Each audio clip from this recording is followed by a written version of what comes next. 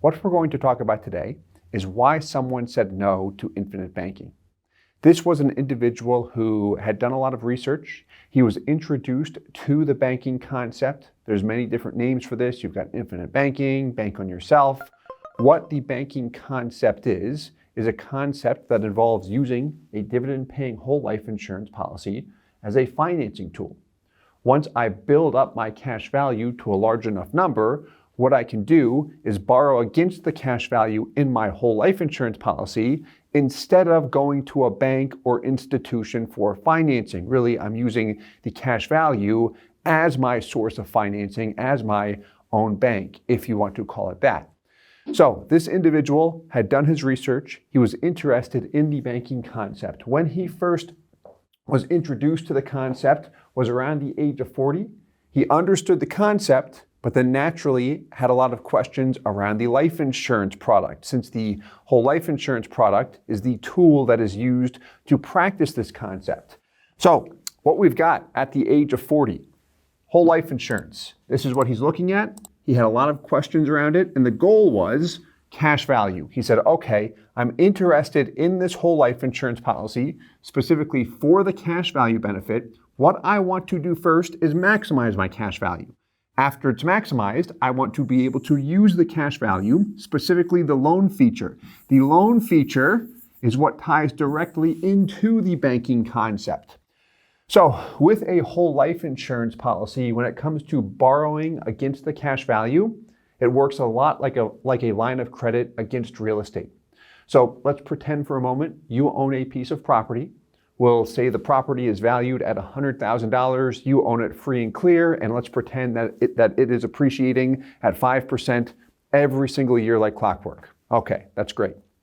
Now, that $100,000 property, you decide to borrow half of the available equity. You take a $50,000 loan against it. When you take that $50,000 loan, what do you pay interest on? The outstanding $50,000. Where does the interest go to? It goes to the bank or the financing institution.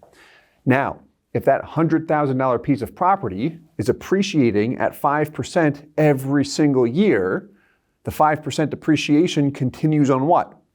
The entire $100,000 property value, or only the $50,000 remaining equity? The full $100,000 property value.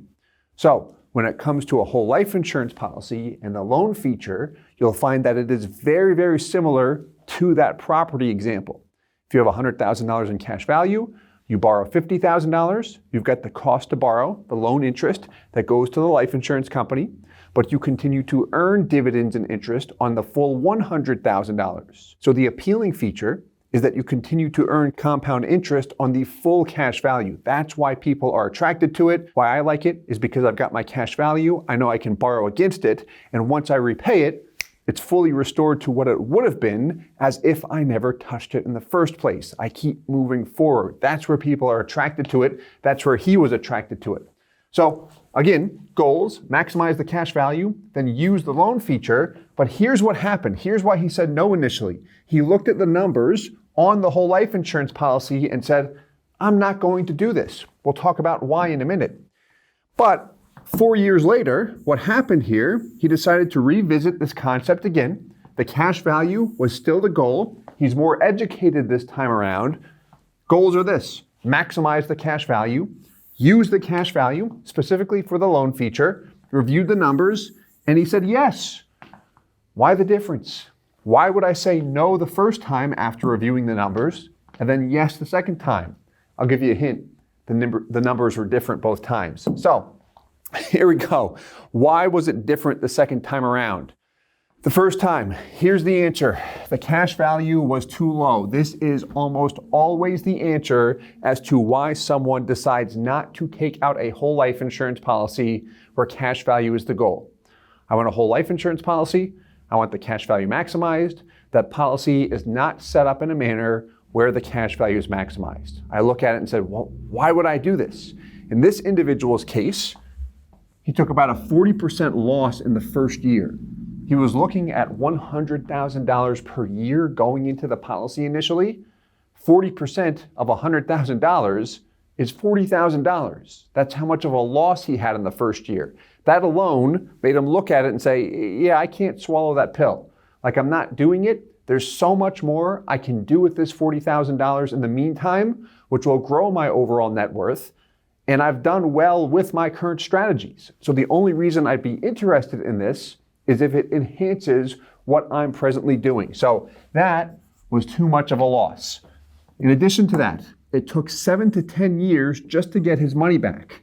This is referred to as the break-even point, meaning the first year that your cash value in your whole life insurance policy is equal to or greater than your total payments. We're going to look at an illustration in a minute. And then also, he was committed to a high premium.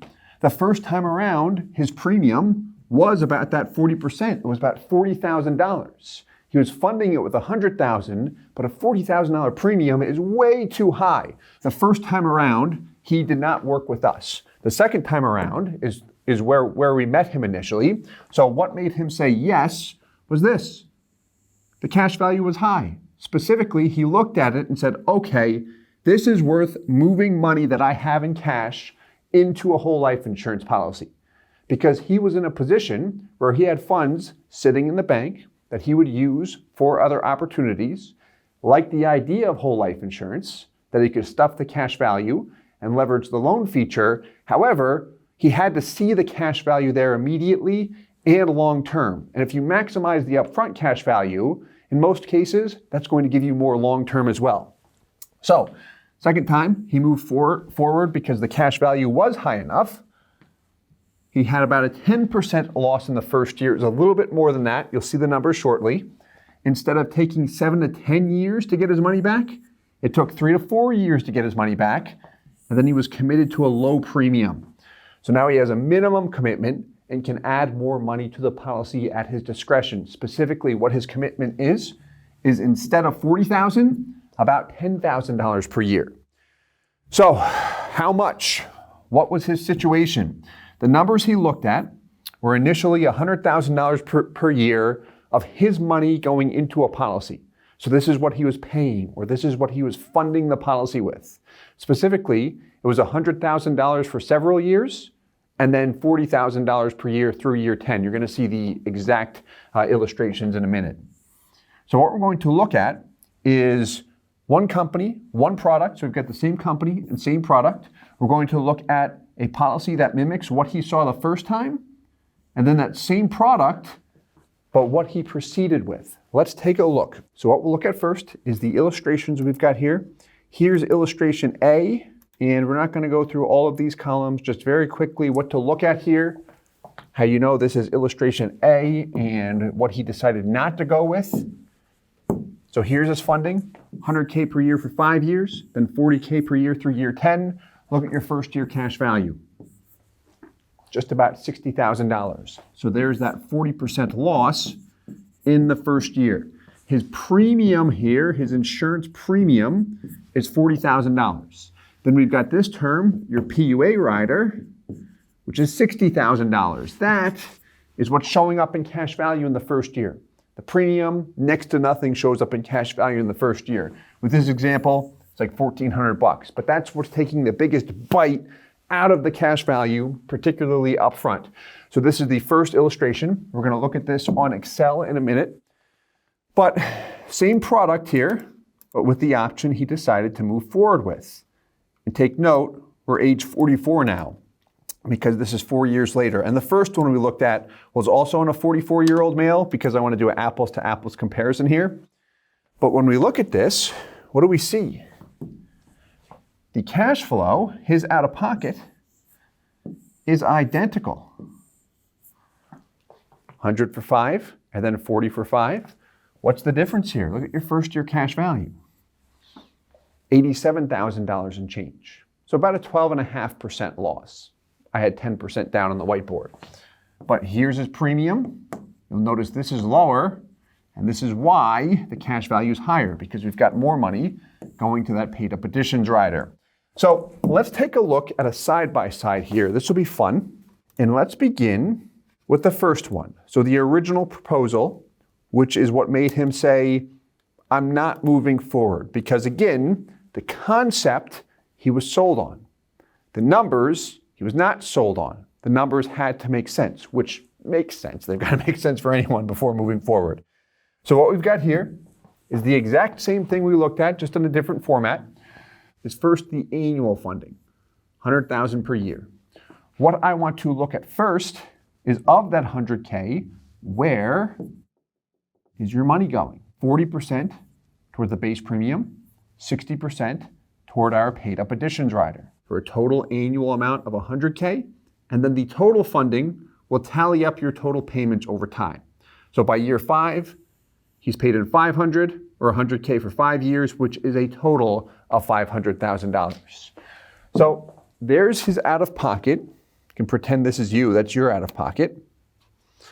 And here's your cash value. What's highlighted in that yellow there is your break-even point. That's the first year your cash value is equal to or greater than your total payments. So he's paid in by year 7, 580 grand, and he's got 590 grand. So it took him several years just to get his money back. That is, in my experience, the number one reason why people elect not to move forward with a whole life insurance policy, because they had to generate the money that they have in order to be able to fund the policy. And if there's going to be this huge hit up front that takes so long to get back, it's like, why would I do this? There's too much that I can do with my own money in the meantime that'll put me further ahead than this. So the question then becomes, well, how do you enhance the policy? Because we've got the same product, but just designing it to be more efficient. And we could make this one that we've got slightly more efficient, but here we go. Same out of pocket. What's the difference? I'll give you a hint. It's the red and purple columns. Instead of a 40/60, you've got a 10% or $10,000 premium and 90% PUA rider. Same net out of pocket to you, same total amount over 10 years, but different cash values. There we go. What's highlighted in yellow is years 3 to 4, which is when he gets his money back. So seeing this put him in a position where he looked at it and said, okay, this makes sense. I like it. The hit up front is minimal. I'm comfortable with it.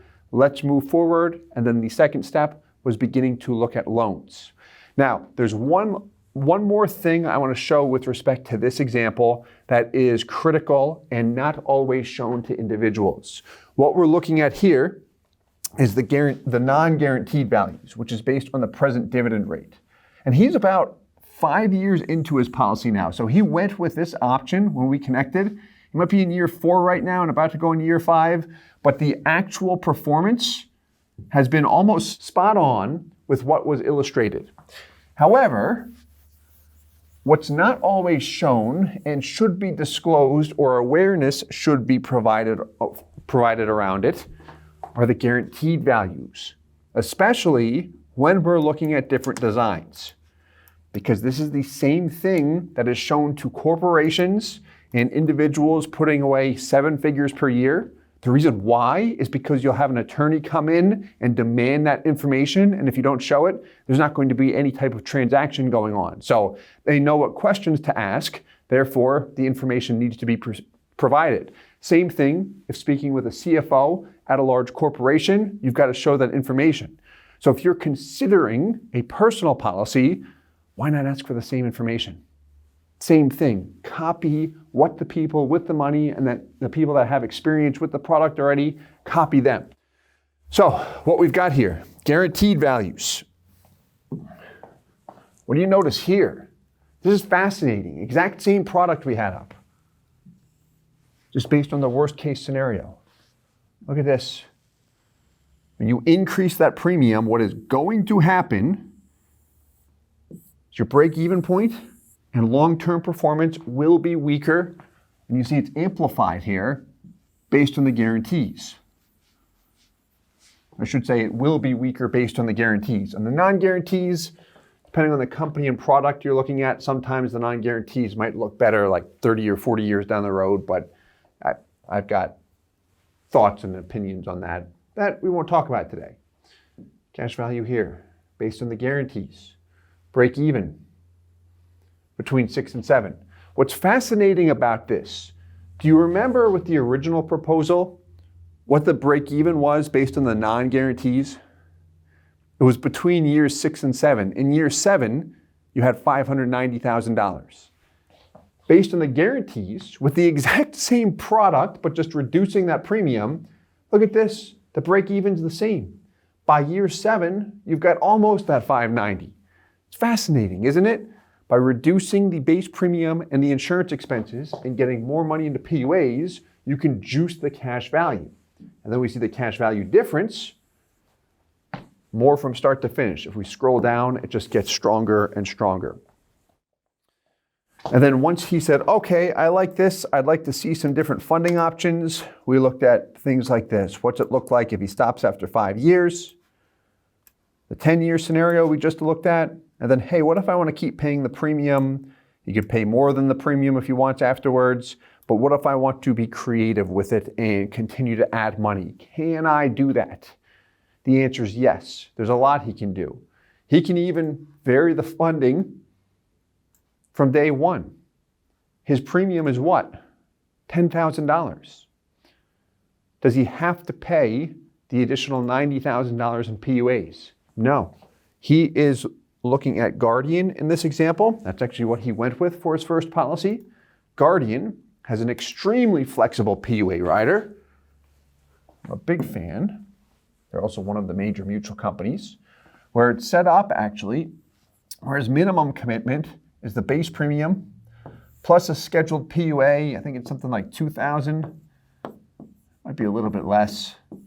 His minimum commitment is about $12,000 per year. That's what's scheduled. That's what he can pay every year as far as the minimum. And then everything else can be added at his discretion. Another $88,000 in PUAs, which can be done once a week. It can be done all up front. It's completely done however he wants to. What he has done personally is added it all up front every single year, which will maximize the performance and the results of his policy. But my point is, it's very flexible. So when he's first starting the policy and that $40,000 bill causes that, I don't know if I like that.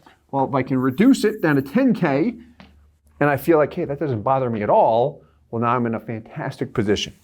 So that's why he said no initially, but what made him say yes is the reason we see most people say yes to whole life insurance, whether it's for this concept or any concept or any reason. It almost always has to do with the cash value and how to maximize it. So I hope you enjoyed this video. Please let us know if you did. Please hit the like button, subscribe for more. If you have any questions or comments, please leave them below, and we'll talk to you soon. I hope this helps. Thank you so much. Hey guys, Steve here with IBC Global. Thank you so much for watching the video. If you're interested in a whole life insurance policy and you'd like to work with our company in setting it up, please visit our website, ibcglobalinc.com. We would love to work with you. If you have any questions, please leave them in the comments below. And as always, I hope this helps.